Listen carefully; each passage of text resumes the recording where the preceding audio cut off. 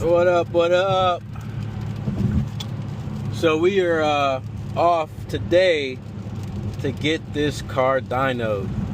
Unfortunately, it's a Mustang dyno, which we all know that it reads 10 to 20 horsepower less than what the car is actually making. You know, I was hoping for like 720 wheel, but if it's reading 700, you know, that's still cool. A lot of guys, they put the car in rear wheel drive mode, and you can go to any dyno, but I found an all wheel drive dyno kind of close by, so I wanted to, you know, put it on the rollers. So we'll see, you know, we'll see what happens. So yeah, we'll get some more like intake footage and then see what the car is making. So it should be fun, should be loud, should be fun, and so yeah, that's the goal. So we're headed out here to Rock Hill, and so you guys see the shop. It seems like they do more kind of Subaru stuff, but all-wheel drive is all-wheel drive. I don't really like Mustang dynos. A lot of people don't like Mustang dynos because it doesn't read as much horsepower, I think, as like a dyno jet. But so we'll see what happens. See what the car's making. So yes, sir. I'll check back in with y'all. I got my coffee. Yeah, I haven't tried this out. Like, it's like, I guess, cruise control. I think I do this. You gotta push that button, and then that little thing pops up for the steering wheel. Then you have to puts the lane keep assist button on. This light comes on. Then I think you set it on the steering wheel. Puts this on. You gotta set it. So now the car is driving in the lanes. You don't have to touch the steering wheel. It's not quite like a Tesla, but and like this type driving is kind of cool. So yeah, we should be pulling up. It's mostly Subarus.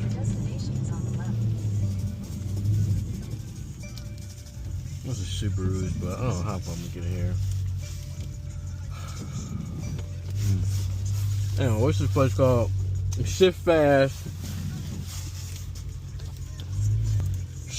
Automotive Performance.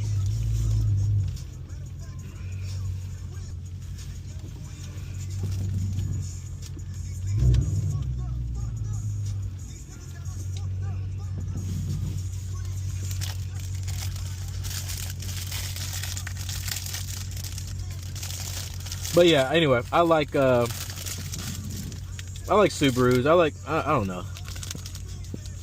It just depends. Subarus, that fast Subarus, like there's a tuner, I forgot his name. I think he's in like Denver. He makes really good. He tunes Subarus like crazy good, like 700 wheel, 1,000 wheel, pretty good. And he's out in Denver, I've seen. But yeah, they're so finicky, man. They're, you know, super finicky, especially when built and all this stuff, big single turbos on Subaru STIs. But anyway, but we're here now. Shift Fast Automotive and Performance in Rock Hill. We'll see what this car does. I'll check back in with y'all.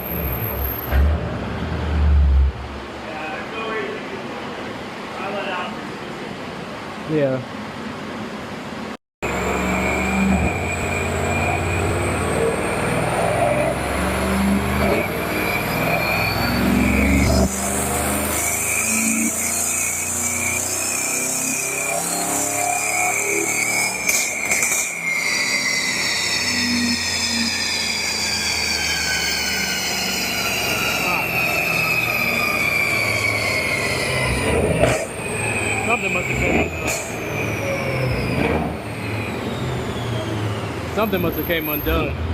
Something must have came undone. Yeah. Let me look under the hood. Ain't mine? Let me look under the hood. This one of these little hoses likes to pop off. Whether it's heat or something involved. Yeah. I don't have a flashlight. Let's see. Yeah. All right, thanks. Stay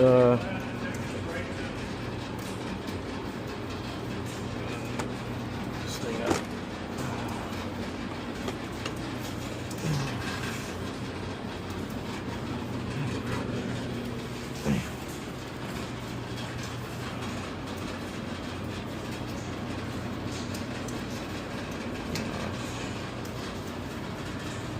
This usually popped off sometimes, but it's on there good.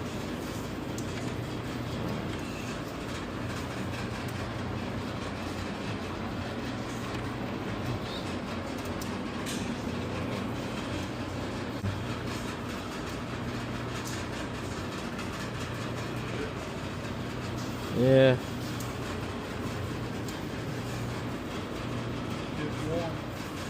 What do you think? No, you probably.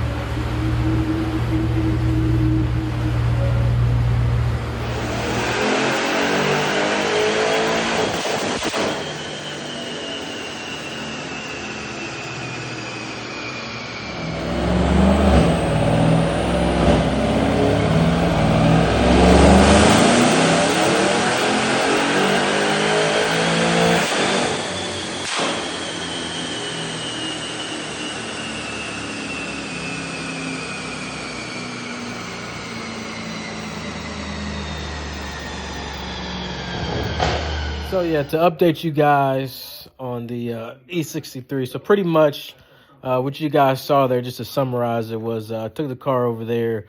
The car, like I said, is stage 2. It's supposed to be making about, on a Mustang dyno, I'll say about 640 wheel, 640 wheels, 650, somewhere in that. That'll be equivalent to, 730 wheel horsepower on a dyno jet.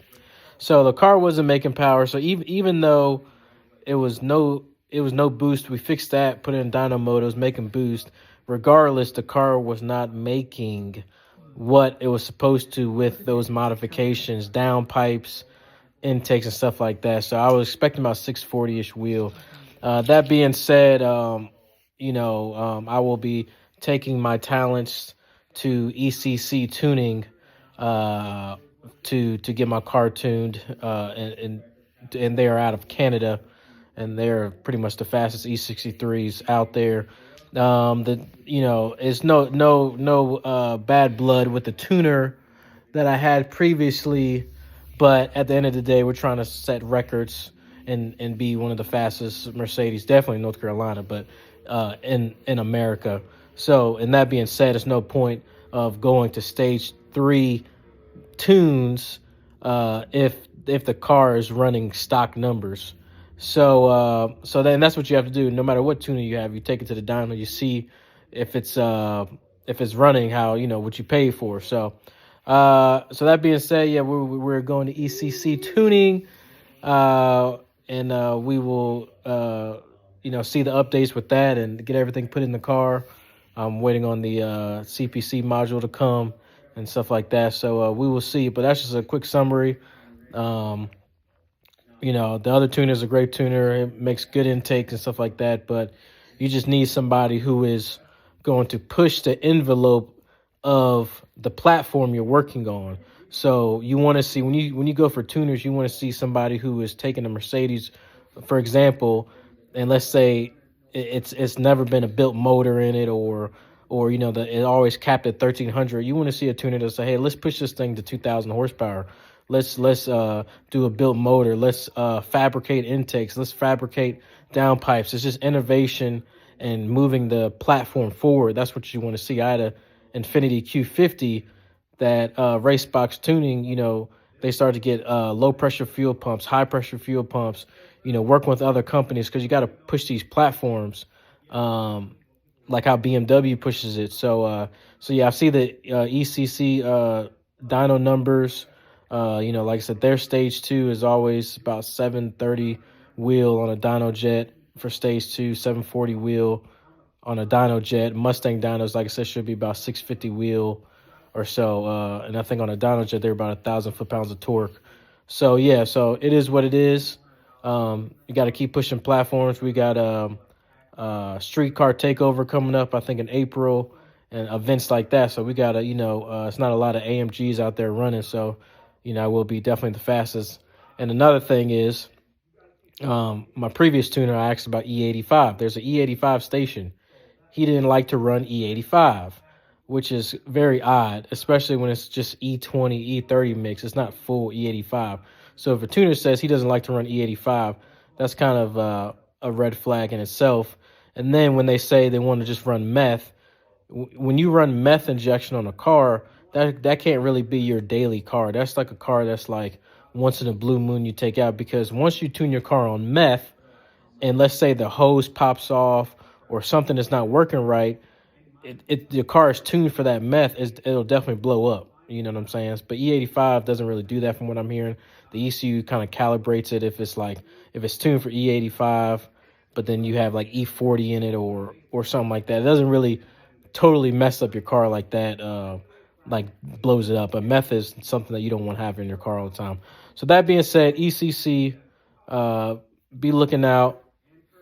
Let's get it. We are getting ready for the ECC sauce. We getting ready. Yes, sir, we getting ready.